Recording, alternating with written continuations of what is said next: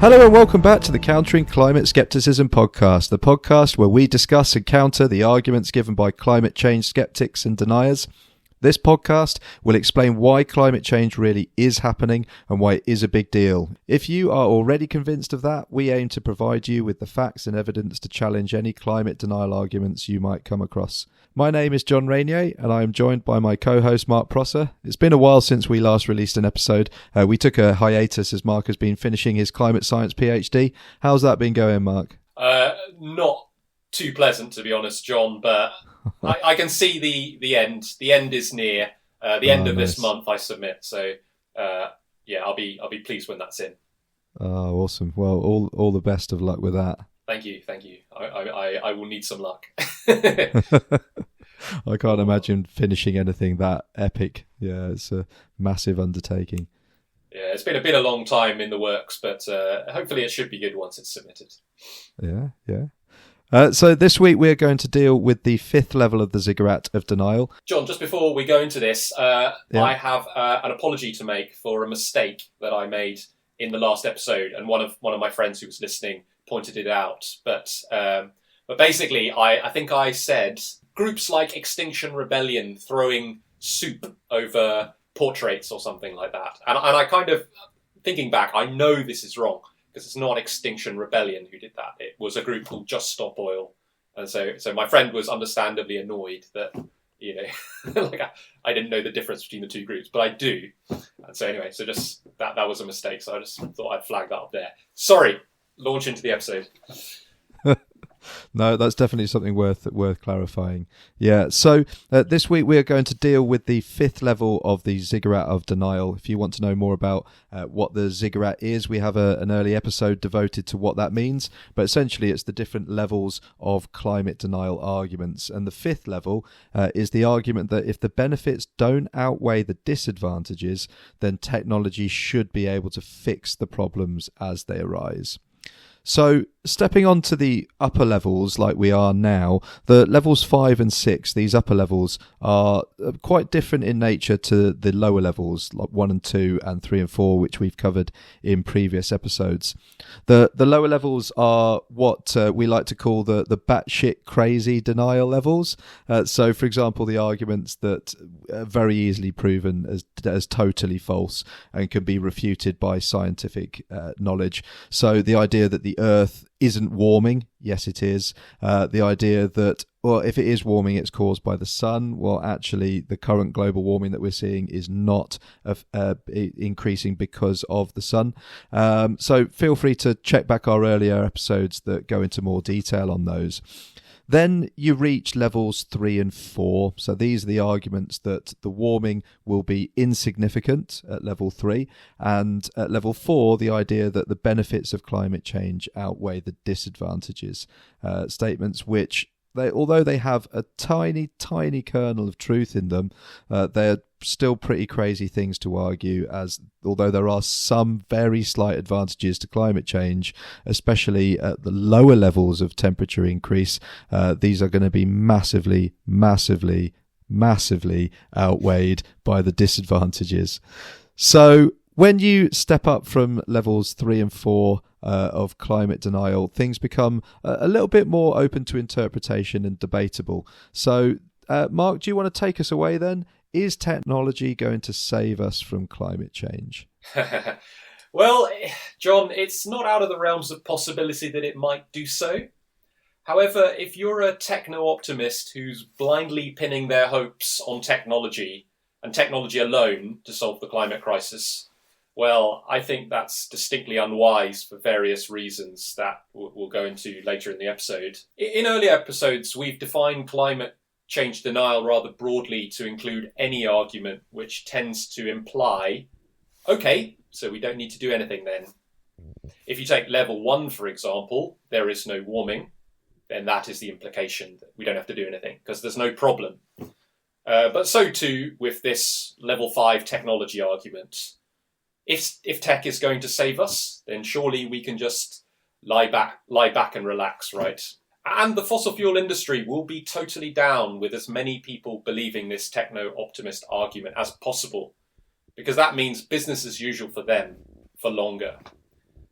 Basically, I think relying on tech to solve the climate crisis is extremely complacent. And just to put my cards on the table here, I'm not completely immune to this level 5 argument myself.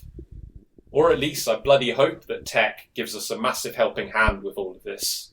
Indeed, a lot of the climate good news stories, without the hopium that we put forward at the end of each episode, are indeed tech-based.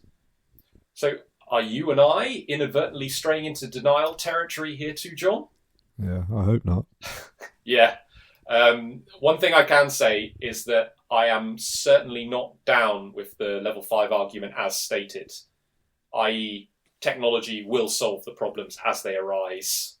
If I was going to make an argument in this regard, it would be something like, technology no doubt will have a huge part to play in dealing with the climate crisis, but we really can't sit back.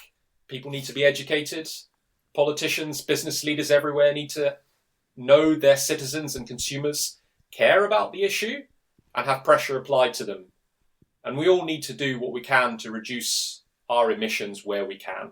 Okay, so before I go on and list any other issues that I've found with this, can you see any problems with this argument, John? I think it sounds like the argument that technology will save us is very idealistic, really, and it's also quite passive. So it's almost this idea that some deus ex machina technology, some magical hand of God situation is going to come along that's going to solve all the damage that we're doing on a global scale. And, you know, like you've already mentioned as well, Mark, about wanting technology to actually be able to fix some of this. Like, I'm exactly the same. I'm optimistic about the future of technology. You know, it's fascinating what we have the capacity to be able to do, and I'm really keen to get on board with any new technology as and when it arrives. If anything, I see the fossil fuel industry, quite ironically, as a relic from the past that we need to grow beyond. That it's not the kind of future tech, it's old tech that needs to be got rid of and left behind. And so the issue really lies in the fact that we need to actually be rolling out the new technologies that are going to be addressing these problems now, not at some kind of mythical, fictional point in the future where we hit a crisis. Yeah, definitely. I totally agree. Like the temporal aspect of it, like it's the sort of the argument has this sort of like in the future vibe, and yeah, like we're already in trouble. We need to deal with this now. And yeah, I totally take the point that we're not Luddites. You know, we don't hate technology. We're not making that point. But yeah, it's just for me especially, it's just that it can't just be technology by itself. One of the frustrating aspects, particularly for me, of climate change is that the tech more or less already exists to solve the problem. We know, for example, that if we were to hypothetically shut down all the fossil fuel power stations across the Earth and replace them with large amounts of solar, wind and other renewables, if we were to replace all the fossil fuel cars with electric ones, if we converted all residential heating from fossil fuels to electric heat pumps, and we all started eating fake meat, all of which you might notice are feasible with the current tech that we have, then our emissions of CO2 would radically drop. So while tech has some way to go in some areas, using currently available technology, we basically already have the means to fix this huge problem. Yet we appear to be taking our sweet time. Sick joke, eh? Yeah.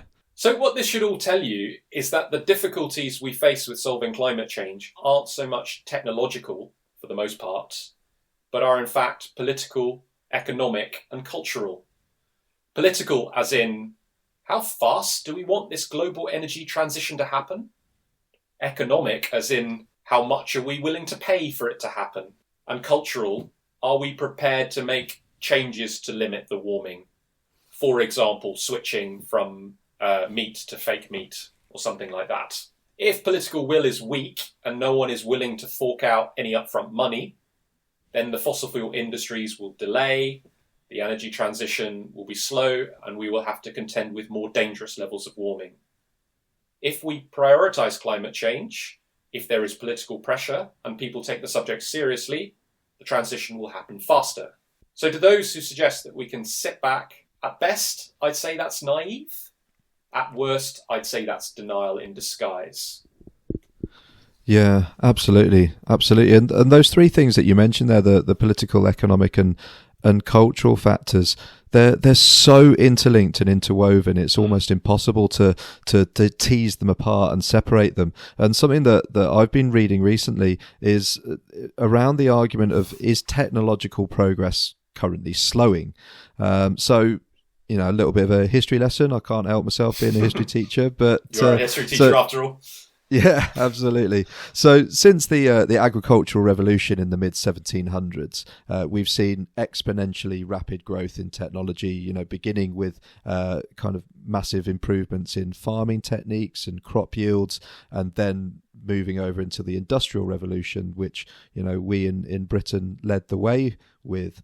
So that we've basically spent the last 200 years essentially assuming that this rapid growth is going to continue.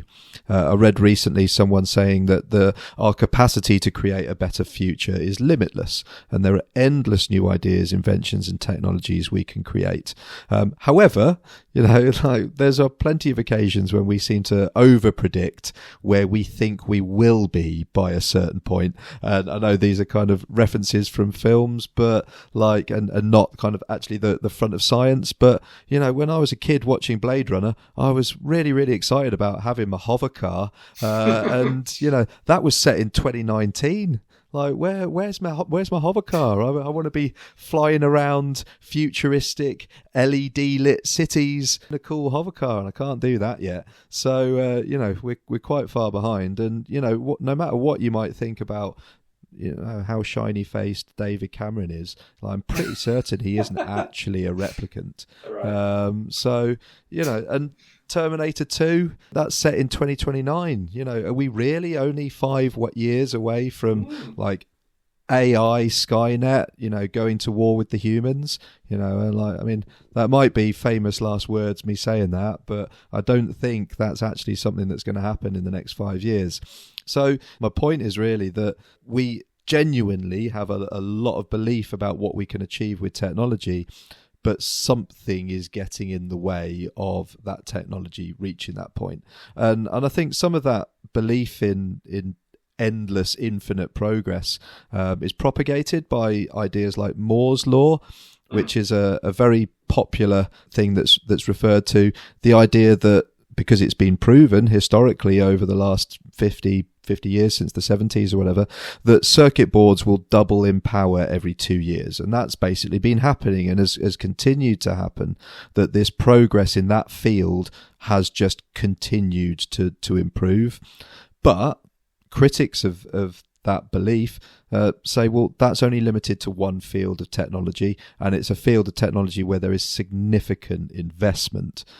In almost all technological fields, apart from computing and software, progress has significantly slowed since the first half of the 20th century. And I found an article here, I'll put the link in the show notes, but basically this is looking, for example, at American agriculture, which is a really good study to use as an example here, because it has a lot of control variables in it. For example, it's a very technologically diverse field, but the product that you are creating doesn't really change. When you're growing corn is corn. That hasn't changed in thousands of years. So land use also in the States for agriculture has largely remained the same. So it's not been that there's just this sudden increase in the size of or the amount of land used for farming. And we have seen that labour has significantly decreased, which can largely be attributed to improvements in technology. We don't need as many people working on the farms to generate the same crop. But there's this factor called the total factor productivity, which, and the article shows some of the graphs that show this, but it shows that since the 1970s, the rate of improvement has decreased. So we are still improving, but the rate of improvement is slowing. So it's also highlighting from these articles that weather is a significant impact on crop yields. And as we know, as there is more uncertainty and predictability around our weather due to the changing climate, then that may well have a further impact on crop yields. Yeah. So again, one of the tiny, because it's very important that we give these positive views, there is the possibility that increasing CO2 in the atmosphere has helped improve crop yields, which may partly account for the growth in productivity.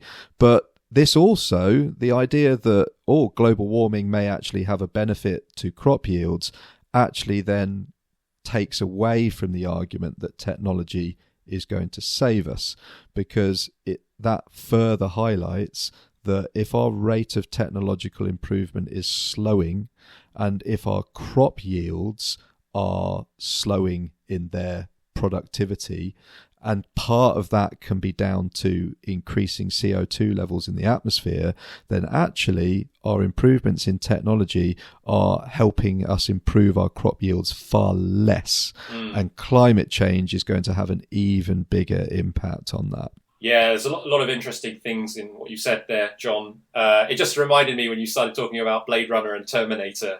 I still haven't got over the fact that I don't have a hoverboard like Back to the Future 2. Like, I was, or that, like the weather prediction in that film that was like instantaneous. They're like, the rain's going to stop in the next 10 seconds. But I totally take, I guess with this kind of techno-optimist view, I guess they sort of they look at the past and they see that technology has been, improving, and then they're sort of like extrapolating that onto the future. And this is a bit of a risky thing to do the past is not necessarily a good guide to the future. And so, it would be wonderful if a magic bullet technology, were to arise out of our collective innovative minds, but so far it hasn't, and it looks, to be honest, with climate change, that the solution is going to be like hundreds of different mini solutions coming together. Rather than any one big thing. Yeah, absolutely. And the other thing, so this article does kind of conclude by saying, well, what are some of the reasons for this slowing in technology? And it does say, well, since 2004 in the States, there has been a slowing in investment in agricultural research and development. And so coming back full circle to what we were talking about before about the political or the economic reasons for it, like if the investment isn't there, if governments are seeing priorities as being elsewhere, or if we have situations like COVID where the current world situation doesn't allow for certain economic things to be happening. World economies really did slow significantly in 2020 and 2021, then that is going to have an impact on the amount of equity that there is available to put research into these new technologies and fund them as well. Like, if we're saying that the technologies exist now that can solve some of these problems, then the only reason why we're not seeing the impacts of those technologies is because the money isn't there to make them happen, or the investment isn't there. Like climate change, I think, is one of the other annoying things. We have got a significant amount of tech to deal with climate change, but in general, the rate at which the investment has gone into sort of climate change solutions has been slower than what economists would have wanted, ideally, because it's not the biggest money maker initially, and so it took a while for investment to get going. Maybe that's a bit out of date now. Maybe it's a bit more, investment is in a better position than it was. But this was a problem, I think, when I was learning about it a few years ago. Yeah, absolutely. And to come back as well to like a kind of a historical example as well of this, and like penicillin.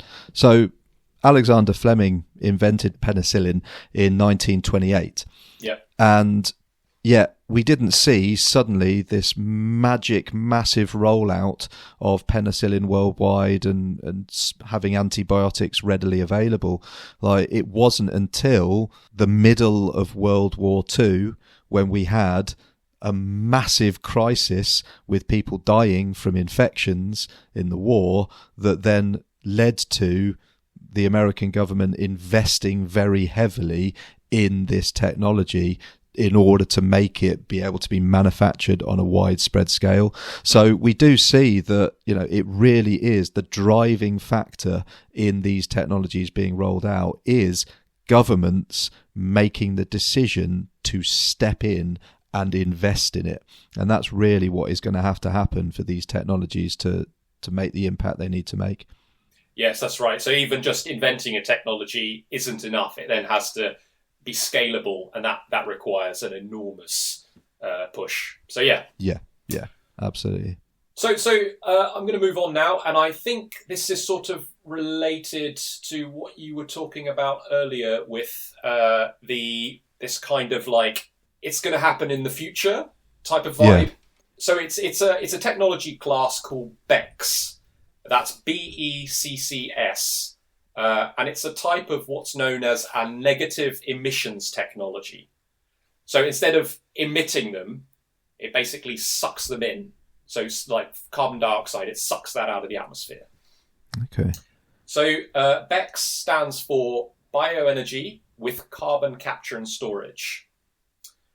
The way it works is you grow a bunch of plant matter that while growing, it sucks up CO2 from the atmosphere, as plants do.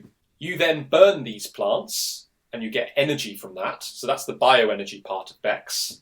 And then that smoke that you get from burning them, that gets pushed up chimneys or smokestacks. But at the top, that you have scrubbers which pull out the carbon dioxide.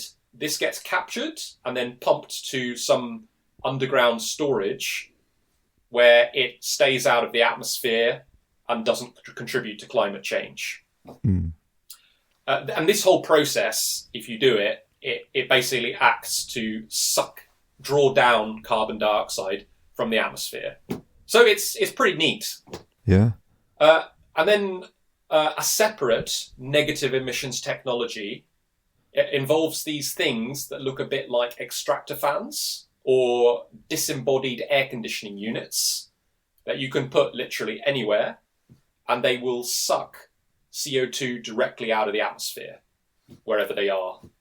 And this is called DAC, which it stands for direct air capture. Both of these technologies already exist. The main problem, they're both fucking expensive. Right. Especially the latter one, direct air capture. And no one wants to pay that amount of money required to do either of them at scale. Well, just out of interest, like when you say that they kind of capture carbon dioxide from the atmosphere, on what kind of scale are you talking here? So, like, how much are they taking out, and how many of these would you need to have a noticeable impact? Are you talking about direct air capture, those air conditioning units? Yeah, so they, as far as I'm aware, and I'm not the most up to date person on this, but they don't take out that much, as in the rate is pretty slow, and you need an awful lot of them. Yeah. But because of that, that's essentially the corollary, isn't it? If they don't take out that much, you're going to need loads of them. Yeah. So, and then I guess this just comes back to the cost thing, because they're not that effective. It's going to require a lot of resources to be poured in. So basically, it's not this kind of panacea. I mean, like even so there's, apart from the bioenergy part of BECCS, there's the carbon capture and storage part.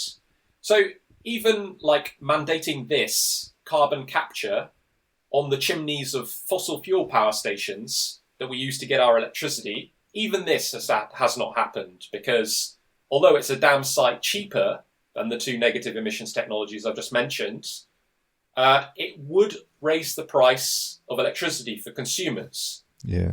And governments are too worried about doing this, and consumers don't want higher prices. Yeah. So even this is cheaper, we're not going to do it at the moment anyway, because, of cost concerns. So basically still the cheapest option for keeping energy prices low is still transitioning to clean energy rather than undoing what we've already done. Yeah. So I think you're right there, John. I guess the idea that governments are sort of going forward on is to invest heavily in renewable technologies, and then hopefully the price of those will drop down to the point where they're cheaper than fossil fuels are, in which case hopefully everyone will switch. Because, rather than like raise the price of fossil fuels by putting carbon capture and storage on them, maybe hopefully reducing the price of renewables, then people will move. So that will mean that less cost for consumers. So raising energy prices is a bit of a risky strategy. Governments don't want to do it for electoral reasons and whatnot. Again, going back to this, it's all going to be great in the future, therefore we don't really need to worry now. Something distinctly level 5 of the Ziggurat vibe has kind of crept into our policy making and climate change targets in recent years. For example, the global climate change COP meetings and targets. We're all trying to stay below 1.5 degrees of warming, and globally we can emit some fixed amount of carbon before we pass that temperature threshold. But hang on, if we factor in that in the future negative emissions technologies are going to become a big thing, then we can emit more now, because at some point in the future we will be doing negative emitting, which will offset what we're doing now. Can you see any problems with this logic, John? Yeah, I mean, I think for one, it's seeing 1.5 degrees as a target. So this idea that, okay, so that is what we are going to aim to be at because that is okay. And so they'll almost be working towards global warming rather than trying to get as low as possible a global warming outcome. And the other one as well is how are you going to regulate and monitor them doing that? Like, it'll be very easy for companies to exploit before there's any proper regulation on how much capturing they're doing compared to how many increased emissions they're making, that they're going to be basically free from responsibility until it becomes an even bigger problem, which just encourages more complacency. Like, I'd almost describe it, it's a bit like, trusting the fossil fuel companies to borrow when they've got a bad credit rating. Like, who's going to trust the oil and gas industry when to be like, yeah, it's okay for us to burn more now because we are going to invest in the technology in the future to capture it back out. We will take it back out in the future. It's like, well, they're not investing enough in it now. Why on earth would we believe that they're going to invest in it in the future? It's funny. Have you heard of who's the Chancellor now? I can't even remember who the Chancellor. The guy used to be in the UK. Rhymes with. What is it? Tell me. I can't think of it. It's Hunt, isn't it? Yeah. Jeremy Hunt. Yeah. So he's the Chancellor, and he's I think he's had a budget out recently. Sorry if anyone's not from the UK. It's a bit UK niche, but he's in his budget. He was talking about fiscal headroom. And the way that the fiscal headroom works is that, there are these forecasts out to 2028 about what the UK's growth will be doing. And I think the year and the budget rules are that the whole thing has to be balanced within the next 5 years, so going out to 2028. So based on projections of growth in 2028, growth was a little bit higher than they were expecting, according to the forecasts. Yeah. And therefore, we're going to have, in 2028, a little bit more money than we thought we were going to have. So therefore, we can spend this now. Yeah. And so this is a little bit, I feel, a bit like that. And it's insane because, the economic forecasts are, they can be completely wrong. So it's banking on the future. It's just a bit inherently risky, and you don't know what the future is going to be like. So complacency and no guarantee these technologies will be economically viable by then either. And if we have banked on them and over-emitted early as a result, well, that will have been pretty fucking dumb, won't it? Yeah, yeah. Also, I don't know if you've heard about this phenomenon, John, but there's this phenomenon with tech that as it progresses, so you'll know of the phenomenon, but you may not have heard of the term, the rebound effect. Okay. So as technology progresses, it tends to become more efficient with the resources it uses. Yeah. For example, the fuel per passenger required to fly someone across the Atlantic has undoubtedly vastly reduced between 1950 and now. Same with the amount of electricity your TV requires now versus 20 years ago. Okay. Assuming it's not an enormous flat screen, of course. Yeah. But so some might argue that eventually our emissions will drop to zero purely because of the relentless march of technology getting more and more efficient. Yeah. So two problems with this, like you were saying before, Moore's law and whatnot. Eventually, efficiency gains tend to flatline, the law of diminishing returns. But you get this problem called the rebound effect. So if we take the examples of planes for a minute, it is true that in 1950 an individual passenger had a much bigger climate effect flying across the Atlantic than one today. Yeah. However, because the technology has advanced, the amount of fuel required has reduced, and that means that the cost of flying across the Atlantic has also massively dropped. This has then meant that more people can afford to take such flights, and therefore, arguably, this efficiency gain has led to a massive increase in the total emissions from all such flights. If tech makes something more efficient or cheaper, more people may well end up using it. And then the total emissions, are larger. Bollocks. Bollocks, exactly. It's really annoying as well, because, there was a time when, I thought, like this sort of thing, but we human beings, we're like, great, let's use more of it, Yeah. So anyway, so this is why, though it's unpopular, a reduction in the amount of flying we do, the amount of meat we eat, the amount we consume, it's unfortunately probably going to remain a critical part of the solution to the climate crisis. Crisis. So now switching gears a bit, have you heard of solar geoengineering, John? Any idea about that, or have you heard about that before? No idea. Okay, so we've discussed this on the podcast a little bit before, but I think at least, if memory serves. But large volcanic eruptions can have a temporary cooling effect on the climate for a couple of years after an eruption. Only after a very big eruption, though. Do you have any memories of how this happens, John? Or is it from increased dust in the atmosphere? Yeah. So it's essentially that. If you get like a massive volcanic eruption, the eruption can be so powerful that it can pierce the tropopause, which is a layer about 10 kilometers up in the atmosphere, and can inject what's known as sulfate particles into the stratosphere.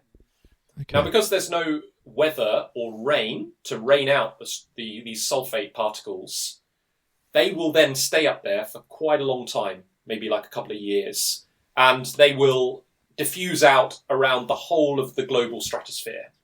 So they will spread out. So even though a volcano is in one place, a year after, the particles from that volcano will be around, covering the whole planet, basically, in the stratosphere. Yeah. Now, these particles are like little mirrors, tiny little mirrors. They're glittery, almost, and they reflect away some of the sun's radiation. So that acts to kind of keep us cooler than we would have otherwise been, while those particles are still up there. And they don't stay up there forever, hence the climate, even though it cools a little bit a year after a big eruption, it'll then get warmer, return to normal, once those particles have fallen out. So that's in principle how it works. I guess as the name implies, it's a sort of, it's engineering. So because volcanoes can do this, can have this effect on the climate, this has led mankind to think, well, can we not just cut out the middleman? Can we somehow stick sulfate particles into the stratosphere ourselves? Yeah. And the answer is probably going to be yes. This is very likely to be within our technological ability. If not now, then very soon. And it will probably work. If we fill the stratosphere with sulfate particles, the climate will cool. Okay. It's kind of like it gives us an ability, almost like a godlike ability in some ways, to have control of almost like a global central heating dial. Yeah. You know, if you like. However, there are a number of substantial problems with this solution. So big that many, including myself, think that we probably should never contemplate using this technology unless we're absolutely desperate or we're mad. Oh, is this going to literally be like a mad scientist style solution? Okay. Yes. To be frank with you, I think yes, or a mad group of scientists anyway. Okay, so problem number one. Say we do this solar geoengineering for 10 years and global temperatures stabilise where they are now, so it doesn't get any hotter. Because of this, people think, all right, climate change is no longer a problem, and we keep on emitting CO2 willy-nilly. Because the CO2 levels keep rising, we're going to continually need to increase the amount of sulfate we stick in the stratosphere, because it will need to correspond with the amount of carbon dioxide we've got in the atmosphere. More carbon dioxide, more sulfate is going to be required to offset it, to reflect away the necessary sunlight. Then, at some point, it becomes clear that there is some horrible side effect to doing this. I don't know, perhaps there's all of a sudden we realise the rain has gone incredibly acidic or something, you know. And we didn't realise this before we started, and now, well, unfortunately, we're going to have to stop doing it. We're going to have to let all the sulfate that's up there fall out. What do you think might happen at this point in time, John? Oh, I just see ourselves actually living in a Matrix-like future world where we've managed to blot out the sun or something.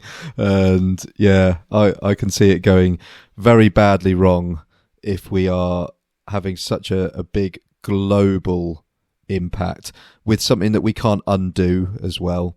Like you're saying, if we're putting all these sulfate aerosols up in the atmosphere, like if there's not a way for us easily then to remove them at will, then that could have some serious consequences. That's true. I mean, so if there's a problem, I don't know if there's a solution to getting them down immediately.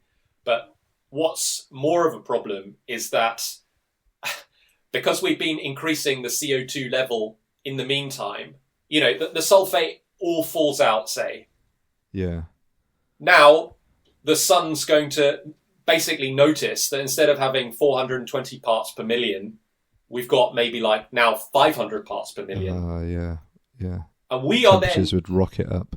They would rocket up. And they would rocket up to the point that they would have been had we never done any of this solar geoengineering to start with. Yeah. So instead of... It's like once we start, we then cannot stop doing it. Otherwise, we are going to be in the thick of the crisis. Exactly, yeah. It becomes a bit like a drug that we get addicted to. You know, and like all drug addictions, it's probably better never to start in a kind of a way. So that's problem number one. I think we've mentioned before about sometimes it's called climate change and sometimes it's called global warming. And the reason why climate is used rather than global warming, I mean, the skeptics, they love to say, oh well, you know, the climate hasn't warmed for a number of years during that hiatus period. Therefore, that's why they changed it to climate change from global warming, because it wasn't warming. So it's an attempt to, I don't know, cheat or something. I don't know. but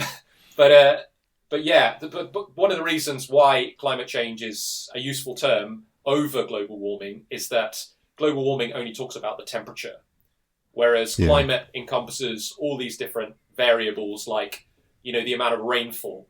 And that feeds into the second problem with the solar geoengineering. So consider the following hypothetical scenario. in the future, Chinese scientists do some model simulations of solar geoengineering, and they realise that by taking matters into their own hands, and by the way, any country on Earth, or even any individual, could decide unilaterally to start this process for the Earth. Because it only needs to be done in one location, basically. So if the Chinese decide, in this hypothetical example, to take matters into their own hands, rainfall would change, according to their model simulations, in such a way that it would benefit China and its agricultural yield. The only snag? It will, unfortunately, cripple the Indian monsoon, and India's agricultural yield will likely fall off a cliff. China decides to go ahead anyway, because they're in dire straits with their economy and whatnot, and India realises China has done this.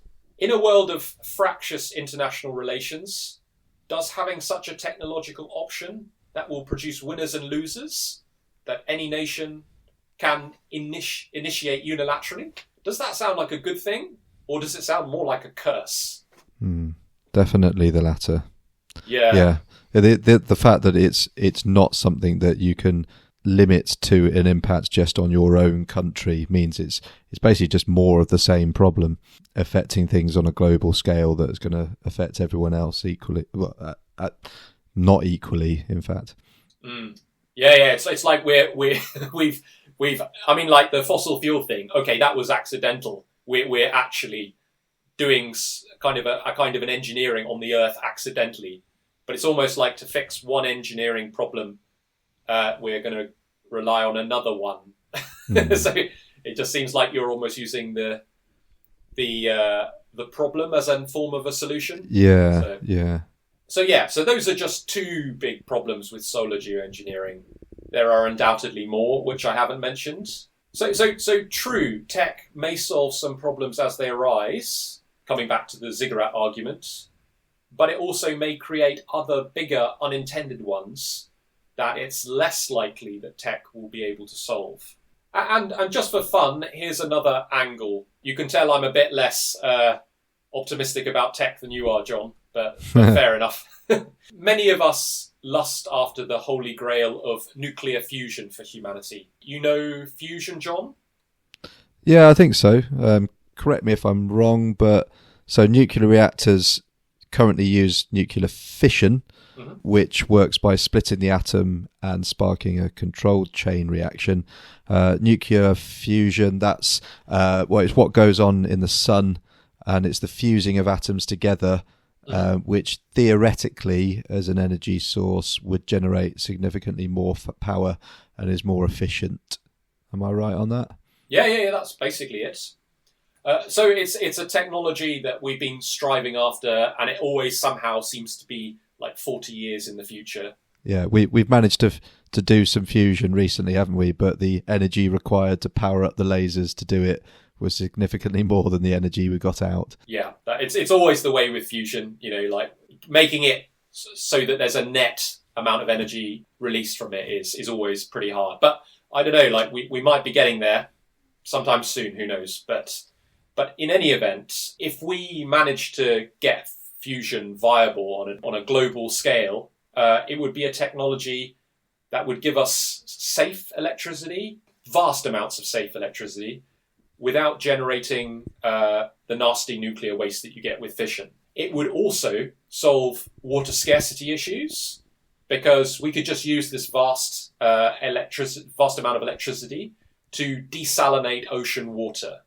So people in the Middle East, who haven't got many supplies of fresh water, they could just desalinate water from the Med, say, and then they'd be able to, do agriculture and whatnot. Food would also become a lot cheaper, because we could use this electricity to create an abundance of fertilizer. So what's not to like about fusion?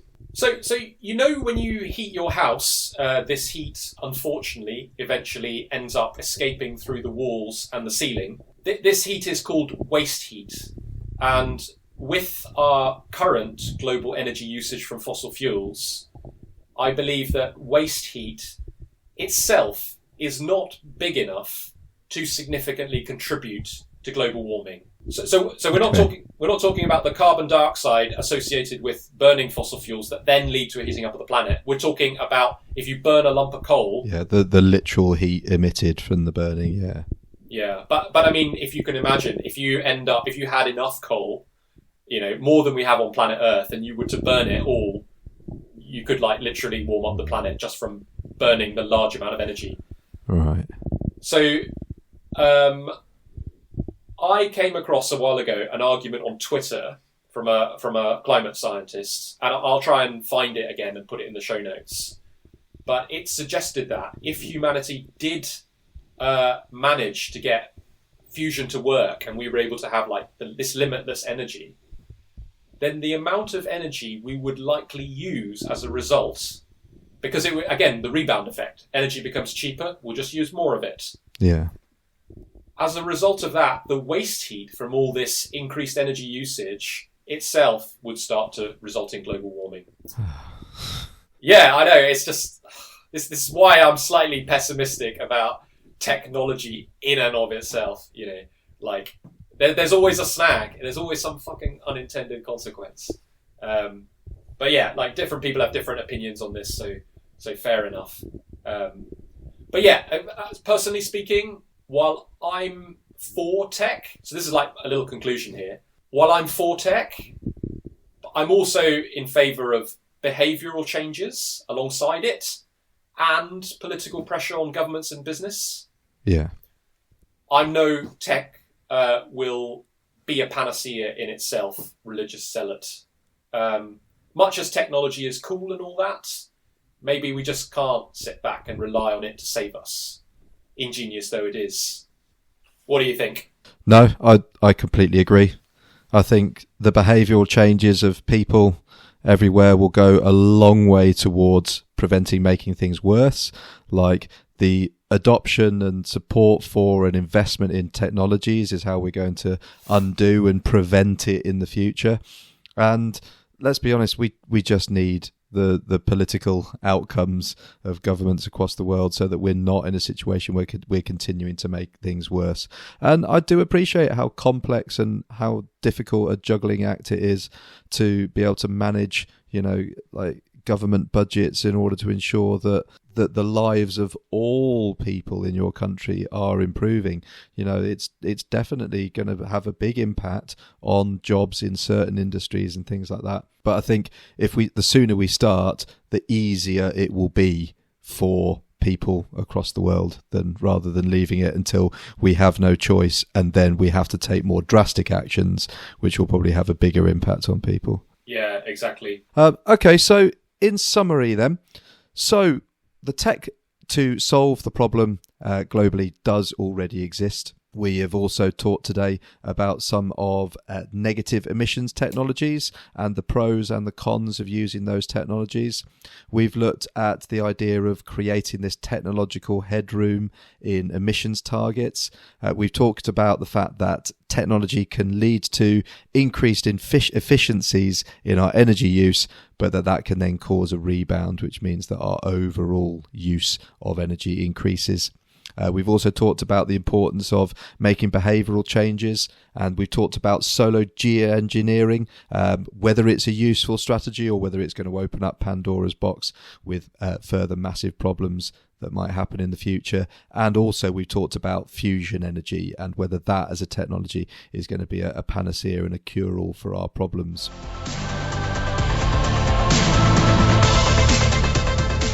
So, John, do you have any good news for us this week, perhaps? Yeah, so this good news story comes from the UK. It's regarding the carbon emissions in the UK. Apparently in 2023 they fell to the lowest level since 1879. So it's a 5.7% drop, so that we're now only emitting 383 million tonnes of CO2 a year. Hardly anything, is it? Yeah, hardly anything. But compared to 1990 levels, that's 53% lower, while at the same time our GDP has grown by 83% since 1990. So that's mainly been driven by an 11% fall in gas demand. That's been the main cause for the drop. Coal use also fell by 23%. So that now means that only 1% of all of our carbon emissions come from coal, which is the lowest it's been since 1730. I mean, I've got some of this information that I can put in the show notes, the link to the article, because it's quite incredible seeing the rocket increase in the emissions from coal and then their dramatic drop back down. So yeah, that's a positive. So basically, in order to meet our net zero emissions by 2050, we need to reduce by 14 million tonnes every year on average. So we actually decreased by larger than 14 million tonnes last year. So that's a real positive step, particularly because it's kind of undone the upsurge that there was after the decline in emissions during COVID, during 2020 and 2021. So we're kind of continuing that downward trend now, despite that spike. So the only thing that's to be particularly wary around this information and this data is related to like the causes of the reduction in emissions. So most of basically historically Britain has always been a net importer of electricity. Primarily coming from France, from nuclear power as well. Basically, we've gone back to, we had a year when we were a net exporter of emissions. We've now gone back to being a net importer of emissions. And straight away when I heard that, I was like, okay, so actually are we just like outsourcing our carbon impact? And it turns out that is also factored in, that they call it territorial emissions, which is when they record what the carbon footprint is of imports. So we're still getting imports coming from cleaner energy more than what we create in the UK. But the other reasons for the decrease in emissions are not necessarily due to direct climate action. So 2023 was the hottest year on record. So the warmer weather has then meant that people have had the heating on less. So that's something that we're going to have to be very careful of, making sure that actually it's not just because the planet's warming that we're using less emissions. But also you have like the as the temperature goes up, the amount of aircon increases. So that kind of seems to count. I'm not sure to what extent. Like, would we naturally expect somewhere to use, let's say, electricity because the global temperatures are going up? I don't know whether the aircon outweighs the heating or whether but there's that to think about as well. And I imagine that kind of temperate climate band is going to be a very fine balance to maintain. You know, the number of places that are going to go significantly above that temperature and then require the aircon compared to those that it's just nice and pleasant around here.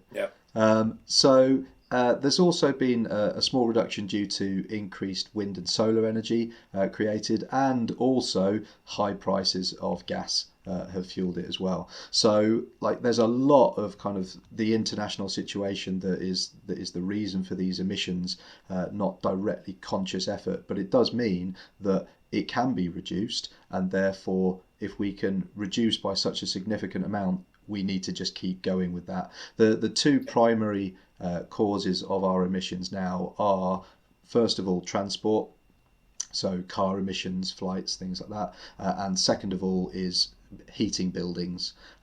So anything that we can do to clean up our energy use in those areas will massively help. Another thing that's really helped as well is just better insulated houses, and so fuel use becoming more efficient as well. So basically the kind of moral of so many of our good news stories is this is really positive. It's a good step in the right direction, and the trend is not guaranteed for 2024. So we've just got to make sure that we keep pushing to have this. You know, if we keep going at this rate, then we will hit net zero. No, it's heartening that and some of these figures, they're like better than I would have naturally thought. 1% coal, and that's pretty amazing. Sure. So just an announcement from me, we're going to put all the episodes we've got up on YouTube.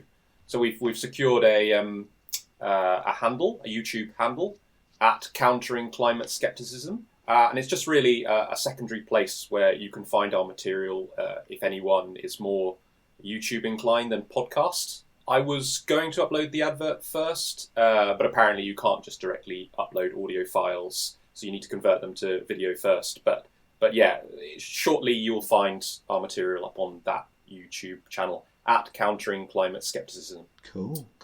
And so what's up next for the podcast after that then, Mark? Yeah. Good question. So like we've just finished the 5th level out of 6 for the Ziggurat. The Ziggurat has 6 levels, or maybe 7 if you include the sort of the extra one that I added on about despair. So we're coming to the natural end of what we had initially envisaged for the podcast. So at this point, we'd be very open to suggestions from any listeners about what we could go on to next, if you have any. If you do have any, do give us a shout. We might well do them. Perhaps there's some denial content that you'd like us to go through that you've heard, like with the Jordan Peterson episode we did. If so, now's your chance, and drop us an email on ccspod280@gmail.com. Just a quick shout out while we're here to Millie and Aaron, who have both submitted questions topics. We'll get around to these in a miscellaneous episode after we finish all the Ziggurat ones. Thank you. Awesome. So thank you for listening. That's it for us today. You can find a link to all of our materials we've referenced in the episode in our show notes. The next level of the Ziggurat is level 6. If the technology can't solve the problems as they arise, we shouldn't wreck the economy to fix the problem. We should prioritise the economy. We hope you'll join us then. If you want to know more about the Countering Climate Skepticism podcast, check out our website at ccspod.podbean.com. If you've enjoyed the episode and would like to support the show further, you can leave us a review on Apple Podcasts. If you want to send us feedback, suggestions for any denial, skepticism or contrarian arguments, or any ideas for guest speakers, then connect with us on social media. Goodbye from me, John Rainier. And goodbye from me, we leave Mark you Rossum. with this quote from Bill Nye. To leave the world better than you found it, sometimes you have to pick up other people's trash. Thank you very much. Bye.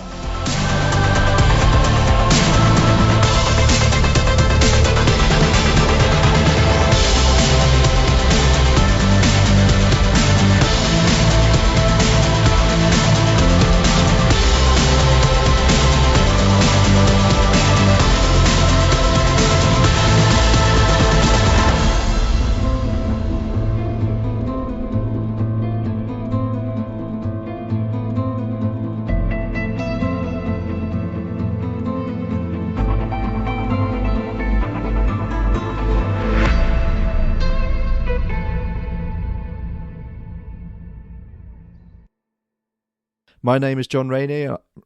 Fuck me. Get my own name wrong. Oh dear. This episode's going to be a long episode if I'm fucking up this much.